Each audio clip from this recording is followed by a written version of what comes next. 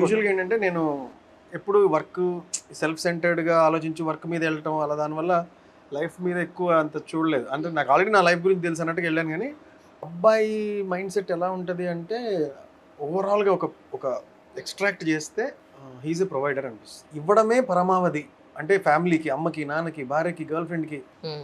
ఇప్పుడు నాకు చాలా డబ్బులు 5 లక్షలు వచ్చాయి అనుకోండి, నేను మొన్న ఆలోచించుకున్నా నా ఖర్చులు ఏంటి అని. ఏం లేవు నాకంటూ. నేను కొనుక్కునేదంటే ఏది లేదు. నా కార్కి డీజిల్ తప్ప నాకు వేరే అవకాశమే లేదు. ఫర్ సపోజ్ మహా అయితే బట్టలు మ్యాక్స్ టు పనికి, అది పని వల్ల బట్టలు, అదే అదర్వైజ్ లేకపోతే ఉన్న వాటితో నడిచిపోతుంది. మైండ్లోకి రాదు. ఇంకా వాళ్ళకి ఇద్దాం, వీళ్ళకి వేద్దాం, పాపం నా ఫ్రెండ్ కూడా ఒకటి ఇబ్బంది పడుతుంది, వానికి ఏం చేద్దాం, వీడికి ఏం చేద్దాం, వస్తే ఇవ్వడం అనేటట్టే ఉంటుంది తప్ప అరే ఇస్తున్నామని కూడా తెలియదు. చాలా మంది నేను అబ్జర్వ్ చేశాను. ఆ సాక్రిఫైస్ అనేది మరి అంటే ఎస్పెషల్లీ ఫ్యామిలీ వరకే నేను అంటుంది. ఫ్యామిలీ వరకు సంపాదించి ఇవ్వడము, లేక ఫిజికల్ గా వర్క్ చేసి ఇవ్వడము, ఇలాంటివి ఎక్కువ ఉంటాయి అబ్బాయిలకి బై నేచర్ అని అనిపిస్తుంది. అంటే దీనికి ఒక కండిషనింగ్, పాత నుంచి మగవాడు అంటే సంపాదించాలి, మగవాడికి ఉద్యోగమే పురుష లక్షణము, అలాంటి బ్యాక్గ్రౌండ్ నుంచి వచ్చాం కదా.